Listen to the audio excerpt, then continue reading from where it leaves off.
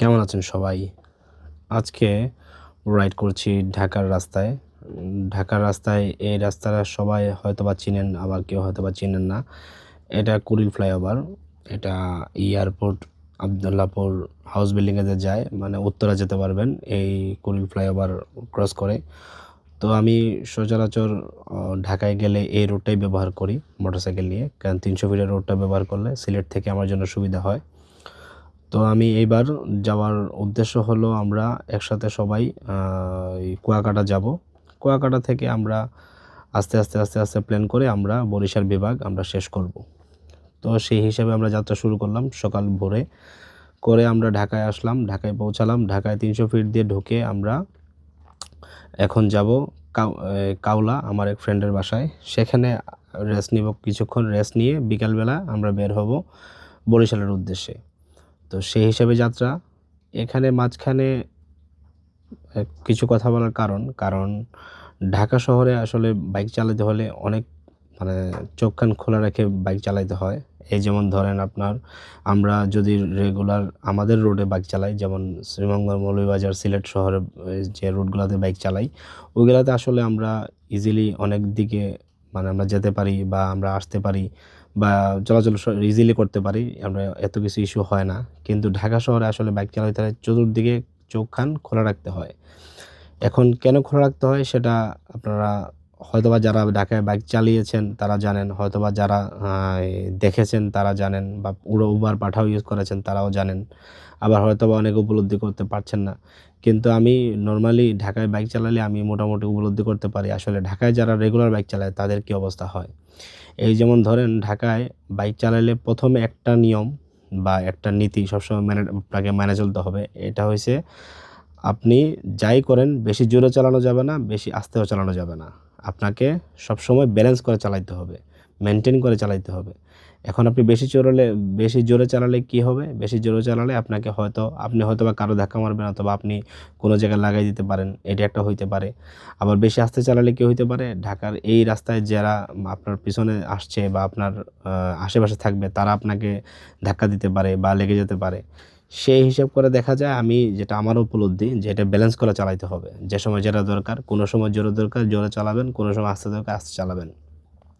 সেই হিসাব করে বাইকটা চালালে আশা করি ঢাকা শহরে কোনো ধরনের সমস্যা হয় না। এই যেমন ধরেন আমি এখানে কয়েকবার লেন চেঞ্জ করতেছি। আমার কিন্তু লেন চেঞ্জ করার ইন্ডিকেটর কিন্তু আমি দিয়ে চেঞ্জ করতেছি। এটা আমাকে আমার এক বড় ভাই সে শিখাই দিছিল যে ঢাকা শহরে আর যাই করি লেনটা যাতে আমি মেনটেন করি, এবং লেনটা চেঞ্জ করার সময় যাতে অবশ্যই আমি ইন্ডিকেটরটা মেনটেন করি। ইন্ডিকেটরটা মেনটেন করলে কি হয়, পিছনের গাড়ি আমাকে দেখতে পারতেছে যে আমি ডানে যাচ্ছি না বামে যাচ্ছি বা আমি কোথায় যাচ্ছি সেটা সে দেখতে পারতেছে। এই জন্য আসলে আমাদের সবারই উচিত আমরা ইন্ডিকেটরটা মেনটেন করি, আমরা লুকিং গ্লাসটা আমরা ফলো করি, এবং আমাদের সামনে আমরা সবসময় ফোকাস রাখি। এই হিসাব করলে আশা করি বাইক চালানোটা ইজি হবে সবার জন্য। তারপর সবাই দেখেন আমি 4B নিয়েই আমি চালাচ্ছি। এখন 4Bটা আমি প্রায় সব জায়গায় আমি 4B নিয়েই আমি যাত্রা করেছি বা ট্যুর দিয়েছি। আসলে 4Bটা আমার কমফোর্ট। এখন অনেকেই বলতে পারেন যে 4B আ এমন হইছে, তেমন হইছে, ওই হইছে, সেই হইছে। ভাই আর যাই বলেন 4B আমার হাইওয়ে রোডে যে কমফোর্টটা দিছে, এই কমফোর্টটা আমি আরও ২-৩ টা বাইক চালাইছি, আমি ওইটাতে পাই নাই। যেমন ধরেন আপনি যদি আমি একটা বাইক দিয়ে যদিও বড় অন্য কোনো গাড়ির সাথে আমি মানে টক্কর দিতে যাই বা আমি যদি তাকে ক্রস করতে যাই, তখন আমার এই রেডি পিকআপ যে 4Bর যেটা, এটা আমার কাজে 100% লাগে। তখন আমার জন্য এই জিনিসটা ইজি হয়। এখন এইটার কেউ যদি বাজে ব্যবহার করে, মনে করেন 4Bর এই রেডি ব্যাকআপ দিয়ে অনেকে বাজে ব্যবহার করে। এই বাজে ব্যবহার করার কারণে আমি জিনিসটার আ আমি বলতে কি মানে সবাই এই বাজে ব্যবহার করার কারণে আসলে এটা আমরা অনেক প্রশ্নের সম্মুখীন হই যে এটা আ ছাপরি বাইক, এমুক বাইক, তেমুক বাইক। আসলে বাইক কখনো ছাপরি হয় না।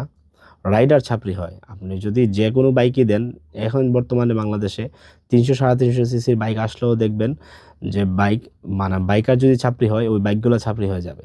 তো সুতরাং বাইকার ছাপরি হইতে পারে, কিন্তু বাইক আসলে কখনো ছাপরি হয় না। বাইকটার আপনি যেভাবে মেইনটেইন করবেন সেটা সেভাবেই চলবে। এখন যদি বলেন যে 4Bর আসলে আমি বলি 4B আমি আমি ডুয়াল ডিস্ক চালাই, টুইন ডিস্ক যেটাকে বলে। ওইটার ব্রেকিং আমার কাছে আলহামদুলিল্লাহ, কারণ আমি টায়ার চেঞ্জ করছিলাম, আমি এমআরএফ জেপার লাগাইছি, এটা দিয়ে আমি ভালো ব্রেকিং পাচ্ছি। এটার মাইলেজ আমি পাচ্ছি 40 থেকে 42, হাইওয়েতে 42 এর একটু উপরে পাই। আর আমি যদি সিটিতে হিসাব করি তাহলে আমার 38 থেকে 40 বা 40-এর মতোই আমি পাই। এটা আমি হিসাব করে দেখলাম। তারপর আমি এটা আমি যে মোবিল, আমি তাদের সার্টিফাইড করা যে মোবিলটা এটা ইউজ করি, এটা দিয়েই আমি সন্তুষ্ট এবং এটা নিয়ে আমি ভালো রেজাল্ট পাচ্ছি, খারাপ না। আমি এটা দিয়ে 2500-3000 পর্যন্ত চালাই। আরও চালানো যাবে এটা দিয়ে, কিন্তু আমি 2500-3000 পর্যন্ত চালাই। এখন ধরেন এই বাইক নিয়ে আমি লাস্ট টাইম সাজেক, তারপর কক্সবাজার, তারপর বান্দরবনের কয়েকটা জায়গায় গিয়েছি। এটা দিয়ে আমি কোনো সমস্যা পাই নাই বা হয় নাই। এইবার আসছি বরিশাল ট্যুরে, কুয়াকাটা ট্যুরে। কুয়াকাটা যাব, ভোলা যাব, তারপর ওই দিকের আশেপাশের ম্যাক্সিমাম সব জায়গায় যাব। দেখা যাক এখন আমাদের আসলে এই ট্যুরটা কেমন হয়। তো আপনারা যদি কোনো এই ট্যুর সম্পর্কে আরও বিস্তারিত জানতে চান তাহলে কমেন্ট করতে পারেন অথবা মেসেজ করতে পারেন, এবং এই ট্যুর সম্পর্কে যদি নেক্সট কোনো ভিডিও চান সেটাও কমেন্ট বক্সে জানাতে পারেন, এবং আমরা ট্রাই করব এই সব কিছু আপ টু ডেট আপনাদেরকে জানানোর জন্য। এখন চলে আসলাম কাউলা রেলগেট।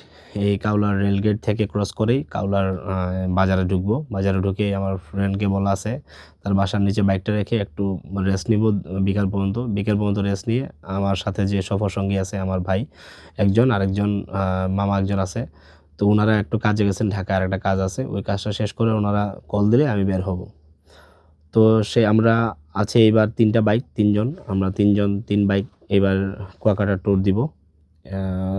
আমরা সাজেক ট্যুরের সময় আমরা ছিলাম 4 জন।